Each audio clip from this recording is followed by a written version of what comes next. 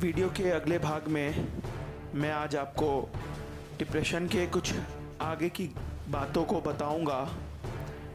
पिछले वीडियो को ज़रूर देखें ताकि ये समझ सके कि ये है क्या। उससे आगे की बात करेंगे। तो चलिए वीडियो शुरू करते हैं। मेरा नाम है साकेत और साकेत मंत्रा आपका YouTube के चैनल में बहुत बहुत स्वागत करता है।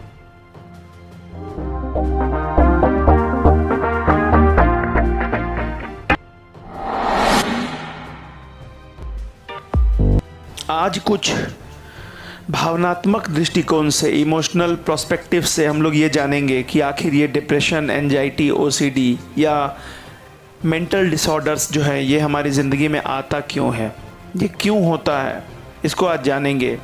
और शायद आप भी इन्हीं चीज़ों के कारण इस गंभीर परेशानी से जूझ रहे हैं। मेरा यकीन मानिए आप इससे बहुत जल्द बाहर आ सकते हैं। थोड़ा सा आपका प्रयास चाहिए।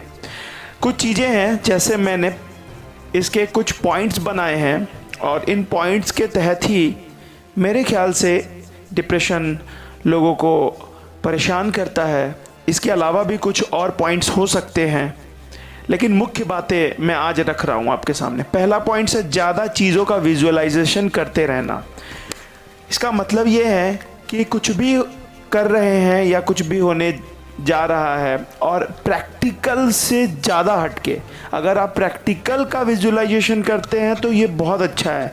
मैं क्रिकेट खेलने जा रहा हूँ और वहाँ पे मैं विजुअलाइज कर रहा हूँ कि मैं बहुत अच्छा खेलूँगा, मैं छक्के मारूंगा, चौका मारूंगा, बहुत कुछ।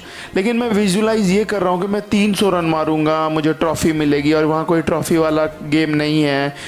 सब लोग ऐसे तालियां बजाएंगे, ये करेंगे, वो करेंगे। मतलब प्रैक्टिकल विजुअलाइजेशन नहीं, इम्प्रैक्टिकल विजुअलाइजेशन। अगर आप प्रैक्टिकल विजुअलाइजेशन कर रहे हैं तब तो आप जीवन में आगे की ओर बढ़ रहे हैं, लेकिन अगर इम्प्रैक्टिकल कर रहे हैं, वो प्रैक्टिकल है ही नहीं, हो ही नहीं सकता, तो कहीं ना कहीं आप, इसको हम फेक विजुअलाइजेशन कहते हैं, और आप एक ऐसी चीज़ को न्योता दे रहे हैं कि आप हमेशा ख्यालों में ही खोना चाहते हैं। तो एक परेशानी तो ये है कि इम्प्रैक्टिकल विजुअलाइजेशन। दूसरी बात है वो है ज़्यादा महत्वाकांक्षा।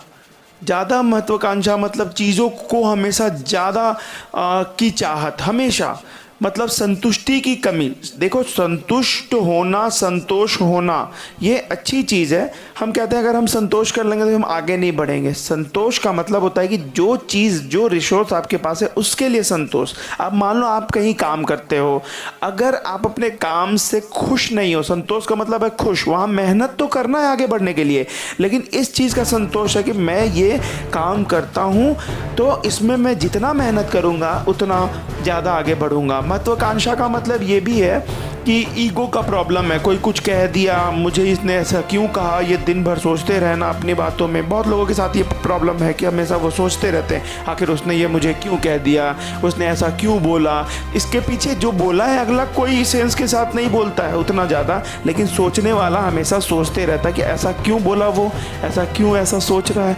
तो इस तरीके की चीज़ें हो जाती हैं कभी कभी ज़िंदगी में। और कभी कभी हम लोग थोड़ा शाई नेचर के भी रहते हैं, तो इसके लिए भी हमें ज़िंदगी में परेशानी आती है कि हम कम बोलते हैं, लोगों से इंटरेक्ट नहीं करते हैं। तो अपनी आदतों को थोड़ी बदलनी है। तीसरी बात है कि अपने आप को औरों से अलग मानना। हर चीज़ में ये सोचना कि मैं इसके जैसा नहीं हूँ, मैं उसके जैसा नहीं हूँ, मैं उसके जैसा नहीं हूँ, मतलब औरों को अलग मानना। देखो, आप बिल्कुल अलग हो, इसमें कोई भी दो राय नहीं है। जीवन में हर कोई अलग ही है, इस धरती पे हर व्यक्ति अलग ही है, लेकिन इस प्रोस्पेक्टिव के साथ जीना, इस विचारधारा के साथ जीना कि नहीं वो तो मेरे जैसा है नहीं, या मैं उसके जैसा हूँ नहीं, ये हमेशा सोचते रहना कि मैं उससे अच्छा हूँ। मान लो जैसे मैं अपनी बात बताऊँ तो मैं मंदिर में पूजा करने जाता था और वो लोगों को पूजा करते हुए देखता था, तो मुझे लगता था कि इनकी पूजा करने का तरीका गलत है, मेरे पूजा करने का तरीका सही है। तो हमेशा इस बात पे सोचते रहना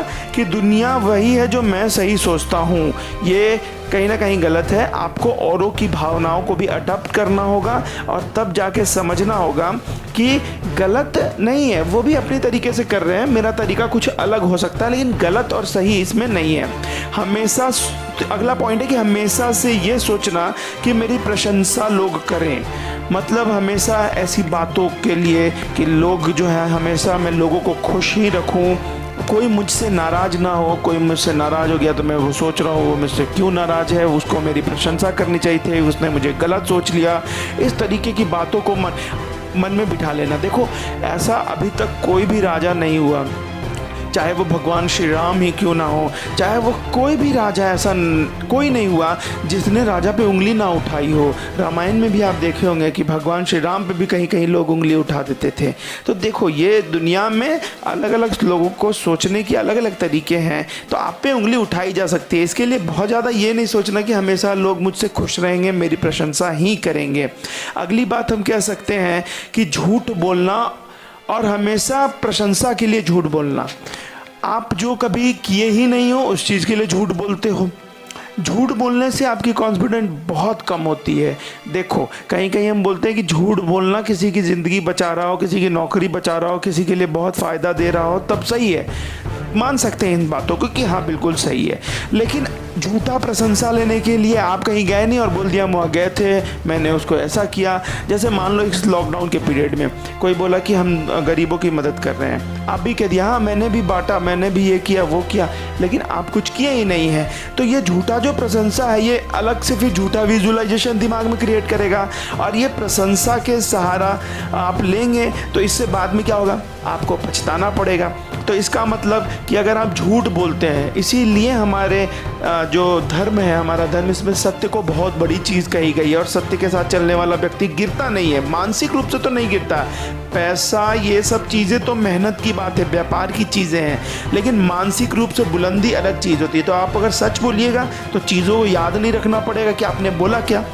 अगला है, देखो इसके बाद अगला चीज़ क्या है कि आप हमेशा ये सोचते रहते हो, हमेशा एक डिप्रेसिव भावना में रहते हो कि मुझे जो चाहिए था मुझे वो नहीं मिला, या मैं जो चाहता था वो मैं नहीं ले पाया। हमेशा ऐसी बात नहीं है कि आप जो चाहते थे आप नहीं ले पाए, बात यह है कि आपको जो मिला है आप उसको ध्यान नहीं दे रहे हो। अगर हम सोचें तो आज की ज़िंदगी में, आज की दुनिया में कोई व्यक्ति अगर छोटे छोटे व्यापार को भी, कोई छोटा छोटा काम, छोटी छोटी मेहनत को भी करके, कोई स्टूडेंट बहुत अच्छा अगर 1 घंटा रोज़ पढ़ रहा है तो बहुत अच्छा मार्क्स आ सकता है, कोई व्यापारी रोज़ मेहनत कर रहा तो वो अच्छा मार्क्स ला सकता है। तो छोटी छोटी, अगर आप एक्सरसाइज रोज़ करते हैं तो आप अच्छे स्वास्थ्य वाले हो जाएंगे।